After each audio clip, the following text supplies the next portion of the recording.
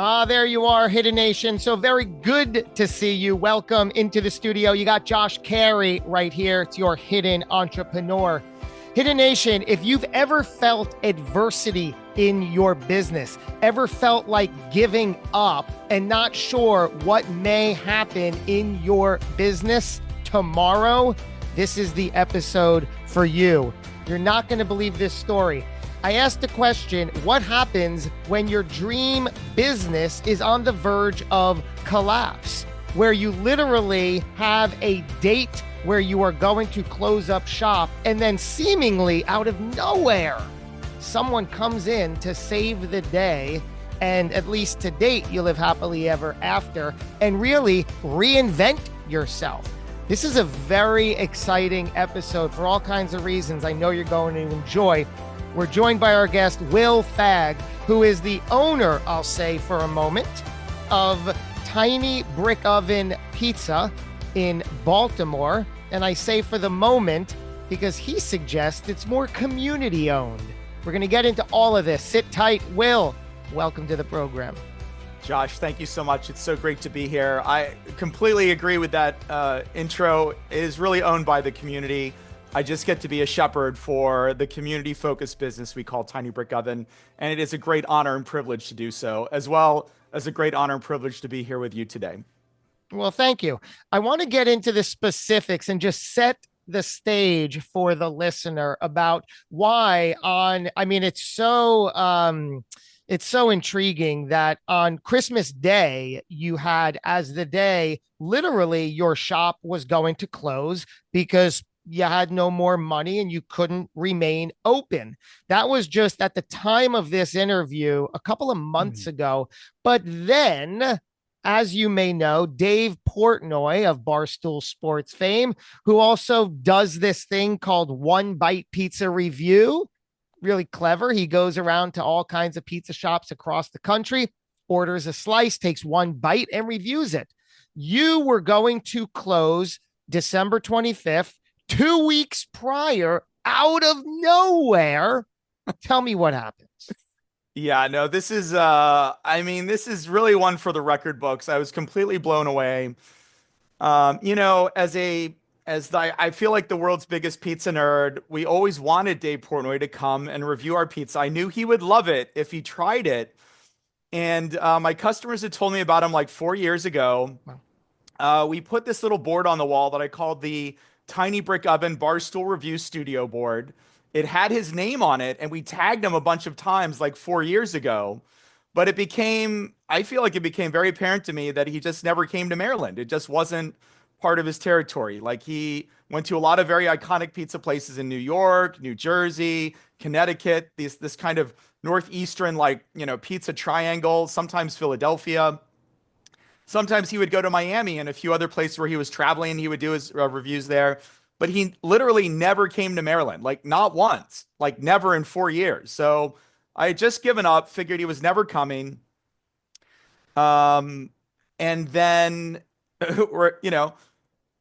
like many small businesses, we were struggling in Baltimore. I think small businesses all over this country are really struggling with the current economic conditions. Not easy time for any small business owner.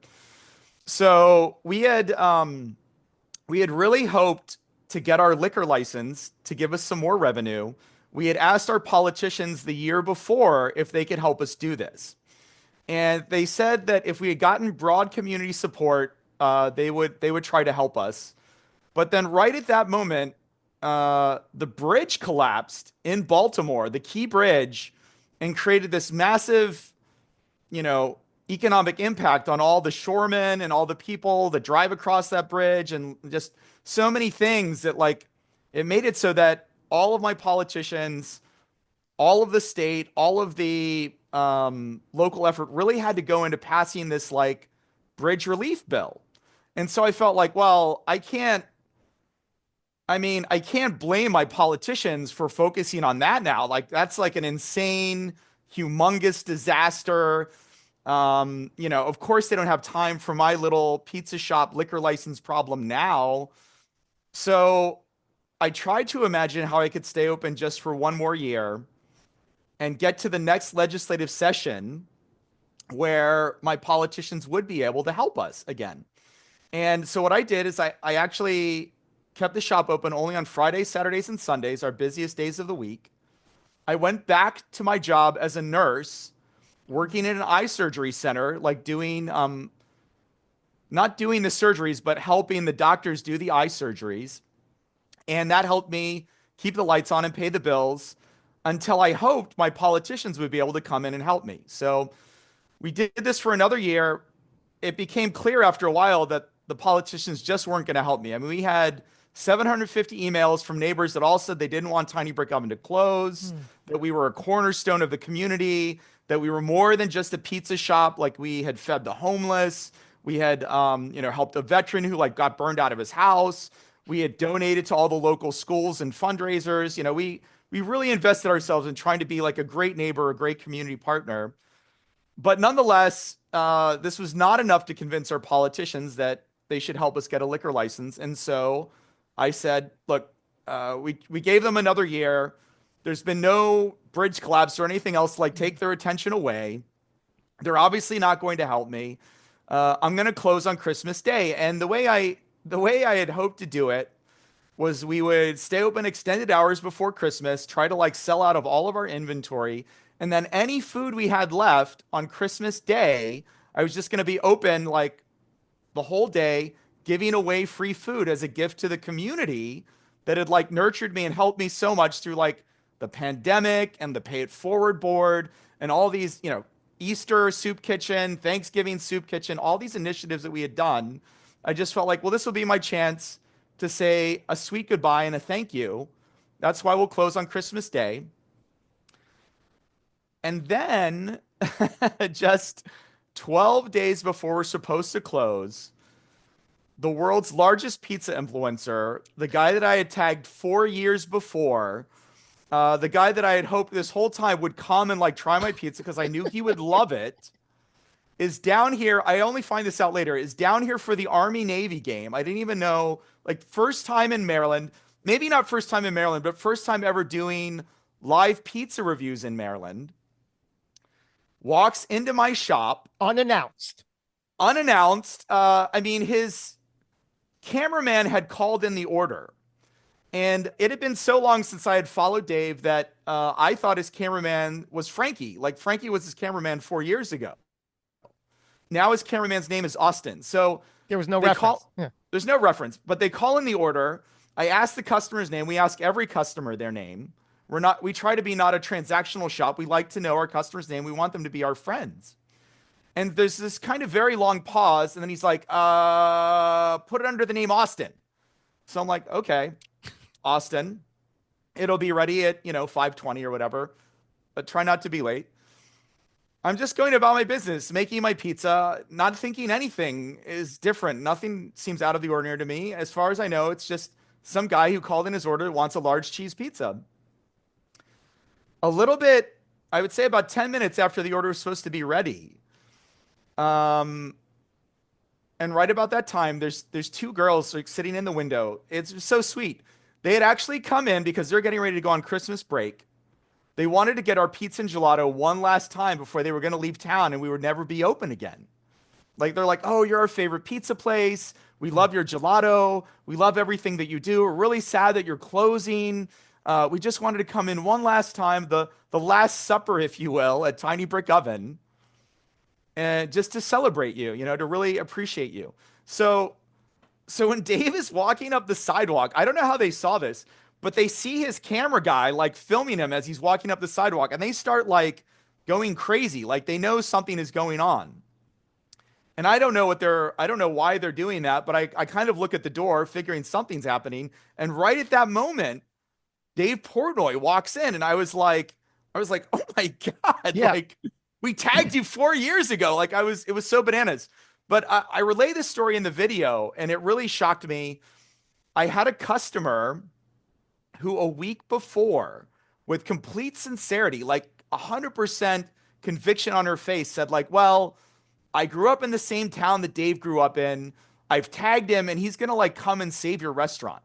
And I was like, ha, ha, ha, yeah, that would be so nice. Like, I really appreciate you. That's sweet. That's a sweet idea. But he never comes to Maryland, right? I didn't tell her that, but in my mind, I'm like, he never comes to Maryland. So it's like impossible, but I love the idea. So as soon as he walks in the door, like that conversation with her from like a week ago is immediately like, I'm like, wow, did she know something I didn't know? But Like apparently the video, it's on YouTube. You can watch the video where genuinely you have no idea. It was unannounced. And you bring that up to Dave, and he says, no, nobody tagged me. that's what he says. Yeah, he Right. said like it was just a complete coincidence apparently. Right. Right. And so I was just really shocked. Like just out of nowhere, you're like hoping this guy will walk in for 4 years. His name is on the wall. You tagged him so many times long ago. You figure he's never coming. My business is about to close, and we had still done a lot of amazing things. I didn't really have any regrets. We had the Pay It Forward board. We'd done Easter Soup Kitchen. We had Yeah. done Thanksgiving Soup Kitchen. We had donated to all the local schools. Like so, I felt like, hey, my purpose in life here, maybe it wasn't to be a great business success, but maybe it was to help fill some of those dark moments of the pandemic with a little bit of love and hope when we were all so scared. When, I'm in my pizza shop wearing my mask, like hoping I'm not going to catch COVID and die. Like it was literally that scary at first. Hmm.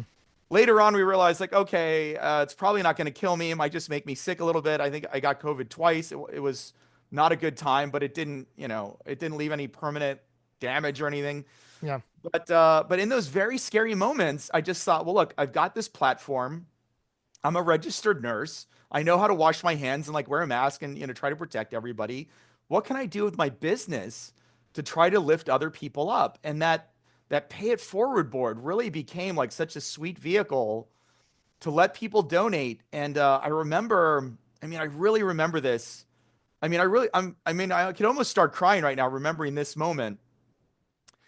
We did this Easter soup kitchen. And it was right after the pandemic had started. All the businesses in Baltimore were absolutely shut down except for essential businesses. Restaurants were considered essential, so we didn't have to close, but no one was allowed to dine in at that moment. And we're giving this food away to people who need it. And this guy comes in and he's like, man, you have no idea how grateful I am for you today. Normally I get a lot of my meals out of the garbage, but because all the businesses are closed, there is no food in the garbage for me to eat.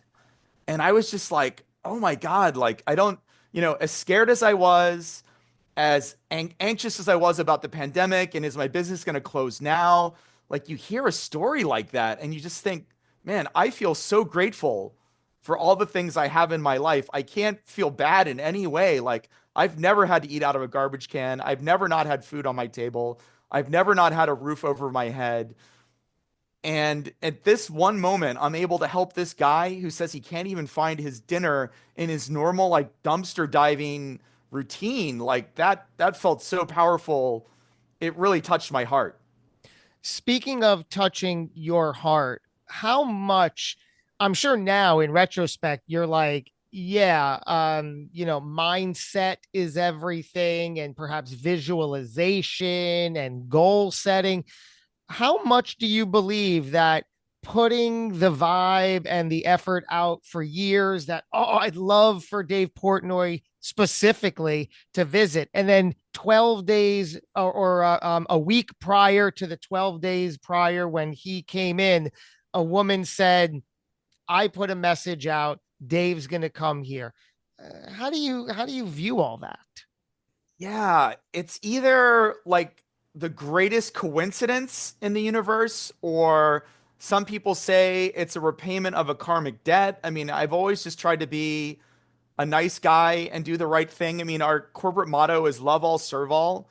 So either statistically super improbable or maybe meant to be. I don't know how you would like to classify it, but Sure. either way, we were so grateful when he came in and I got I feel like I freaked out when they came in. That's right. Yeah, I could hardly control myself. Well, why Uh, wouldn't you? Because you were about to close. You already Dave shows in the video. You had a note on every box of pizza that said, "Hey, we're closing December 25th unless by some Christmas miracle you can try and help support legislation to get what you saw as the answer, your liquor license."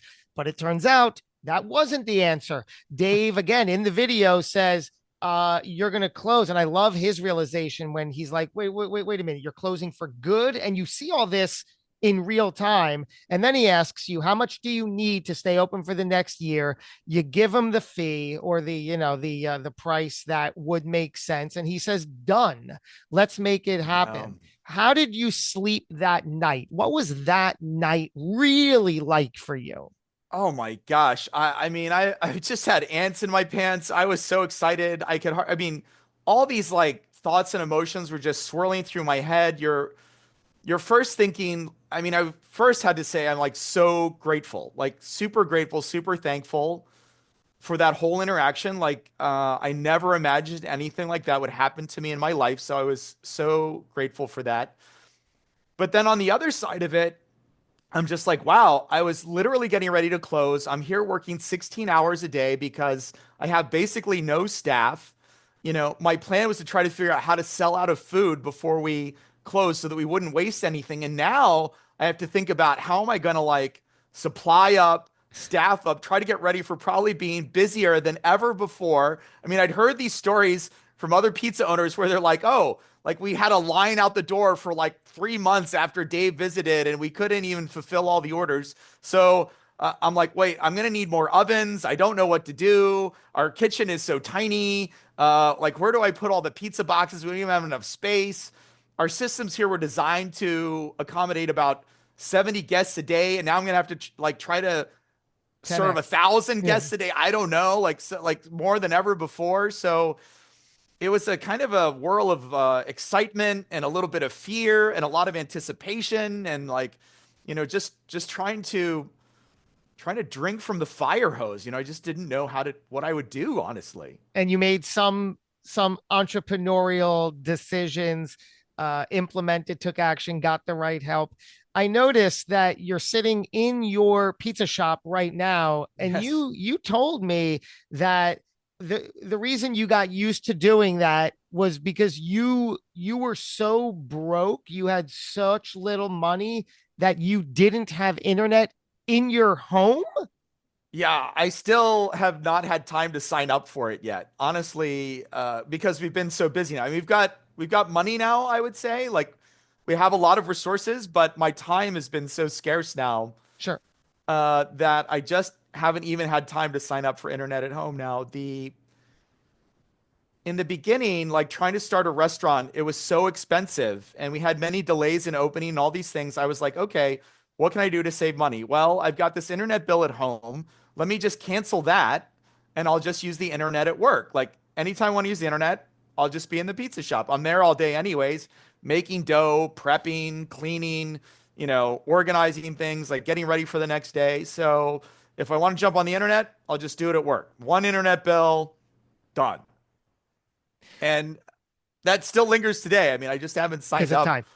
But yeah, just because of time. Just because of time. Let's talk about you as the pizza shop. Are you some sort of connoisseur pizza maker and you're like, hey, people will want this. I have to sell it in mass. How did this come about?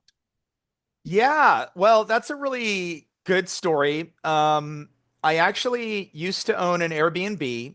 I was kind of an early adopter, a very prolific Airbnb host. I got Superhost, I think, 20 times in a row. They sent me a little gold key to celebrate this. And I loved Airbnb. I mean, I've always been a hospitality guy. Hmm. I was raised in a family with Southern food traditions. And so when they talk about Southern hospitality, it means your guest is treated better than you are. Like you give the best food to your guest, you give them the most comfortable seat. Like you want to make sure that your guests are treated like kings and queens when they come to your house. And so when people come to Tiny Brick Oven, we try to extend that same hospitality. We want them to have the best pizza, the best beverages, the best desserts, the best experience when they come here. But as an Airbnb host, I started off cooking just very average burgers and dogs in my backyard in the very early days of Airbnb. And a lot of those guests were just trying to save money. They were traveling on a budget. A lot of them were European. They were used to staying with other people in hostels. So staying in another person's house didn't seem strange to them. It seemed sort of normal. And so when I was there giving them anything free, free food and a free party in my backyard, they thought it was incredible. They're like, wow, like Will is amazing. Like he threw us this like free party in his backyard. It was incredible, right? 5 stars, like all the way up. And of course, we had great personal interactions. I would show them a little bit of Old Town Alexandria, where my house was located at that time, as well as teaching them where to go in Washington, D.C. I mean, it was really formative and amazing. Like people made friends with people all over the world that way.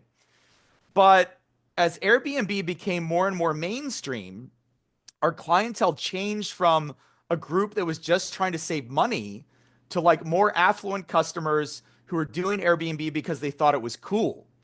And so as Airbnb became trending and cool, our customers started to ask, gee, this party sounds good, but what are you serving in the backyard? And that's when I knew, like, oh, like my customers have become more affluent. They want like a better food option. They don't want just average like burgers and dogs. And I would tell them with this excited look on my face, and I could immediately see them be like, oh, well, thanks, but we already have plans out in town, like this, like trying to be polite and not just say, well, we have no interest in like the very average food you're serving. So then I was like, okay, I need to like up my food and beverage game to match this new clientele. Like, what can I do? What can I do? And I thought about that for a year. I was over at Home Depot buying something in the grilling department, and they had this propane powered pizza oven like on display. And immediately I was just like, if I was making fresh pizza in my backyard, that would be a very compelling reason for my new, more affluent Airbnb guests to hang out and have dinner with me, as opposed to the very average burgers and dogs that I've been used to serving. Now, it turns out that oven was not powerful enough to make a very good pizza. It didn't get hot enough. So instead, I took an old Weber grill and, like, using real bricks and a very high powered propane burner and a bunch of other parts, I cobbled together our very first tiny brick oven and cooked on that in my backyard for about 9 months the first summer, just trying all different dough recipes, A and B. Yeah, I mean, just having fun with it. And then, I mean, there were a couple of pivotal moments. I remember, I mean, the reaction from the guests was incredible. One of them was like, what are you serving for dinner? And I told them that I was going to be coming down with my pizza oven and that I was going to make fresh pizzas in the backyard. And that sounded so over the top and outlandish. She thought I was joking. She didn't think that was real. So I'm down there like making dinner and everything. I was wondering where she is. And she had gone out in town and already bought dinner. And then came back and I made her another pizza that was so delicious. She still ate it and was like, oh my gosh, I thought you were joking about this. I had no idea. It was just crazy. And it really just ignited my passion for pizza. I'd already had, the desire to like treat my guests really well and be an amazing host. And making pizza became a vehicle to sort of enhance our hospitality. Well, that's the passion, Will, right? It's not a passion for pizza. Pizza was just the vehicle for your passion to serve, to help, to assist, to relate, to connect, right? 100%. I mean, your day job, you're a nurse, right? Let's put two and two together there. That's true. your passion, and how you find solutions to that end. I mean, in your pizza shop, I don't know many that do a pay it forward where people can give a slice and you have you're applying all that. So you've created this tiny brick oven, which I get it. That's now the name of your pizza brand, but it's what the foundation of or at least that entrepreneurial venture in around mid 2010s, where you created this oven. And now you're still several years later in development of this to mass market it? Yes, that's right. So, like many home built ovens, it seemed very easy for me to use because I'm the guy who designed it and built it. But I realized like, hey, this thing. So, I mean, to give you an example, the the burner that we use to power it is actually a massively powerful weed burner that's so powerful. There are like guys who melt metal with this thing on YouTube. They show you like how to use one to like, be a blacksmith and all these things. So one time I left the oven unattended with my friend who's a chef. I went to go run an errand, and when I came back, he had turned it up so high it was glowing red. So I was like, okay, this is not something we can sell to the home market. They are going to like burn their house down or blow themselves up. I can't even leave it unattended with my friend who's like an experienced chef. This Yeah. needs to be redesigned to be safer, It's to like be more. Elon Musk's torch thrower. It's very similar to that. Yeah, like that sort of burner is what was powering the first pizza oven. And so way too powerful. We had to turn it up just a hair, like a fraction of an inch to get to the heat that we wanted. If you turn it more than that, it like Yeah. felt very dangerous, like very like a sounded like a jet plane taking off. It was like way overpowered. So I was like, okay, if we're going to take this idea in development, if we're going to sell it to the home market, it clearly needs to be redesigned to be more user friendly, to be safer, and to make it just as easy as possible for the home chef to be successful making pizza, not this kind of contrived contraption that only I know how to operate and to tweak and to bend it this way and all those little things. So it took us about 7 years to come up with a Wow. mechanism that allows you to adjust it. I've got engineers right now working on the propane system that'll have a flame out safety device so that it won't blow up if the wind blows it out. We redesigned the looks to make it prettier. I mean, I think I've always been kind of a function over form guy. So my original oven, it was pretty ugly, but functional. It made like creaking noises. It was all hand built. Like it's a really funny thing. But now I feel like we're right on the verge of being able to launch this into the home market. And thanks to a little bit of PR push from Dave, I think we've amassed enough fans that we might be able to do a successful Kickstarter launch for it. So I'm Wow. hopeful for that. I think it will change the pizza game. I hope it will help inspire a whole new generation of pizza makers who maybe can't afford a very expensive oven, but want a tool that will allow them to create amazing pizza. You're every bit an entrepreneur. So you created this, and then the pizza place came as an answer to how Uh, did that tie in? What was your thought like, oh, I've got to open up a pizza shop? yes. Well, it's a really funny tie-in. My neighbor convinced me we should be selling the oven. Like, so I was hosting my friends, neighbors, relatives, and Airbnb guests in my backyard. We did pizza, beer, and music. And with those three things, no matter how bad my pizza was or how good it was, it Yeah. was still going to be a good party. Our guests were like always raving that like, oh, we'll throw this free party in the backyard. It was amazing. One time we set up a little art festival in the backyard to Wow. celebrate like art weekend in Old Town, and just really made it fun no matter what. But basically we get invited to cook at music festivals from that backyard thing. A friend who like organizes music festivals is like, "Hey, would you consider selling these at these music festivals that are at this camp up in Maryland?" I was like, I love that idea, but I knew our oven at that point couldn't handle that volume. I had to like manually turn every pizza by hand. It was very difficult. And so a friend of mine and I worked on redesigning the oven so that it would automatically turn it for you. It was adjustable up and down so that you could fine tune the cooking. We built 5 of those and then started cooking at music festivals. And we would sell, on a good weekend, we'd sell, 200 to 500 pizzas. And at that time, my neighbor was like, you should really think about selling this oven. It's a great idea. I looked on Amazon. I think it's about $2 million of revenue that you could have if you sold this oven. So I started really seriously thinking about that. We apply for Shark Tank, and they're always asking those entrepreneurs on Shark Tank, like, what are your sales to date? Like, how do we know this thing is in demand? How do we know it's even any good? Like, what's your proof of concept? Yeah. And I was just imagine myself sitting there in front of Kevin, having to tell him that we hadn't sold a single oven yet. And then he was like, I'm just gonna crush you like a cockroach and like have someone else build this oven and like do it on my own, right? Yeah. So I was like, but at that point I had sold thousands and thousands of pizzas. And so I was like, maybe the easy way to keep Tiny Brick Oven alive is to open the pizza shop first and then continue in parallel with my oven development. And it all sort of came to light. We did open the shop. It played an amazing part in giving some hope during the pandemic and doing a lot of fun things. We never knew that Dave Portnoy would come reviews, but we always hoped that he would.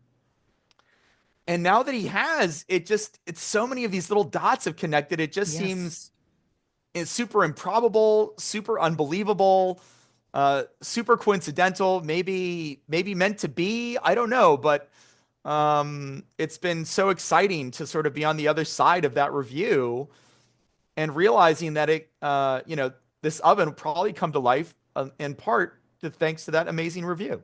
Will, there's so much good to you. I've said this before, I know, and I wish we could just speak for hours. What I'm gathering here is that you're a story of reinvention, certainly. I mean, at so many points in your life, problem solving. And isn't that a great skill every business owner and entrepreneur needs? You said, well, I want to save money. I'm trying to open up this pizza shop. How do I do that? Well, I'll cut internet in my home, right? Even things like that. It's solving a problem. Okay, I have to stay open. The liquor license another year. I'll go back and I'll get my day job as a nurse, and problem solving, right? So I see it as reinvention, certainly resilience. And then when you see all these dots connect, it's just about, it seems like you just go with the flow and allow what is and what will be to be. Am I reading that right? I think that's 100% right. I've read a lot of I would say self-help books for entrepreneurs, and I try to take some of that wisdom. And one of the quotes that really comes to mind from this conversation, there were people who were like, you set the direction for your business and then you go for it. And if you stay too rigid in your belief, you miss out on a lot of opportunities. I mean, we've really had our customers kind of shape our menu from the very beginning. We did not have pineapple as a topping. We did not have jalapenos as a topping. And our customers asked for those so many times. I was like, okay, clearly where this business is taking me, we need to have pineapple. We need to have jalapenos. And this guy said in his book that making a business is a lot like wading into the water, wading into the river, and then letting the current take you where it wants to go. Like, don't try to swim upstream. Like, let the current take you. And so every step of this journey, I felt like, hey, I'm gonna start this idea. I'm gonna start this plan. I'm gonna start this oven. I'm gonna make some pizzas. We just out of nowhere, it feels like get invited to cook at music festivals, and that seems like a fun way to like follow the flow. We get we get so many people asking us at those music festivals, man, we love your pizza. It's so amazing. It's the best we've ever had. Where's your shop? And I'm like, well, we don't have a shop right now. And so, okay, this is where the current's taking me. We need to like have a brick and mortar. And then my neighbor's like, hey, you really need to sell these ovens.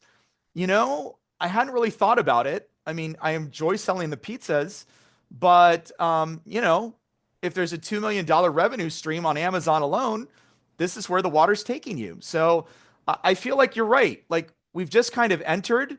We started with an idea, and then we've sort of just let the flow take us where it needs to take us.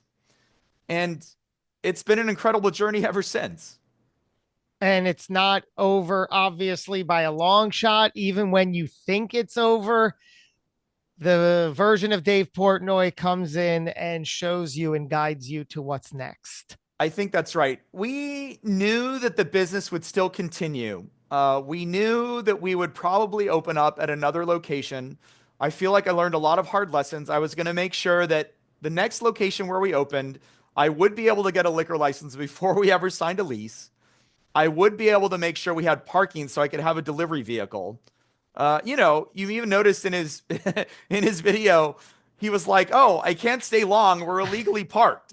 So a lot of my friends in Baltimore were like, "Well, welcome to Federal Hill, Dave. Like everybody just illegally parks around here. It's a Baltimore thing." Maybe the most genuine like part of Baltimore story that was in there is like parking is just kind of a pain down here. Of course, it's very walkable, so a lot of people don't even have a car. We love being in this neighborhood. But I had those lessons. I was like, well, if we're gonna close, if we have to close, if the barrel is headed towards the waterfall now, we'll reinvent ourselves at another time. We'll find another way to do it. But then in swoops the helicopter with Dave Portnoy on it and just plucks us out of the water before we have to close our shop. It really was a miracle moment for sure. Again, I keep saying it. You're someone that is a wealth of knowledge and information. To just be with you this episode, hearing your story and how Thank certain you. pieces of the puzzle is amazing. Thank you. I'll look forward to another conversation where we really dig into the mind and philosophy of Will Fagg. If you can, give us a little sneak peek. You're talking to your ideal audience, fans, and customer. What is the overriding message now today you have for them? Gosh, it's hard to distill it all down to one or two sentences, but I think I would say if I've learned anything from this, it's that just always try to do the right thing. Don't be afraid to really like wear your heart on your sleeve. There's so many moments. I mean, people, of course, were excited that we didn't have to close. We're excited that we got that great review from Dave Portnoy. I wasn't as excited that we weren't profitable, but in my mind, we still had a very rich profit, a great wealth of amazing moments, amazing memories, amazing customer interactions, amazing things that we've done for the neighborhood, and like the way that the neighbors helped us too. All of those things were not going to go away, even if we closed our shop. And so I think if I could just give one entrepreneur some inspiration out there, just one person out there who's like, I have this funny idea. I want to try it. I don't know if it'll stick to the wall. I'm scared to go for it. I think that's the full advantage of being a tiny business owner, is that you don't need corporate approval. You don't need the board to sign off on your idea. You can just go for it. And if it doesn't work, if you fall flat on your face, that's absolutely part of the journey. It's not a failure. It's just a learning opportunity. I mean, we've had so many good ideas here that went absolutely nowhere, but I wasn't scared to try them. I don't regret ever trying them. And I hope that somebody else out there who has that same hunger, that same idea, that same drive will also not be afraid to like put their heart on their sleeve and do their best and like bring 100% every day and try it as well. And if you fall flat on your face, I would just say, come to my pizza shop. I'll gladly give you a free slice if you just tell me the story. Oh, beautiful, brilliant, Will Fagg. You're awesome. I'm so glad we're connected. Hidden Nation, connect up. We'll have some links for you to really make it easy. This guy is everything. Thank you, Will. I really appreciate who you are and what you're doing. Josh, thank you so much. You are awesome too. It's been such a great time being here. I really hope we get to do it again. And anytime you want to come to my shop, of course, free pizza, anything you need, happy to help. I'll take you up on that. Thank you kindly. Thank you kindly.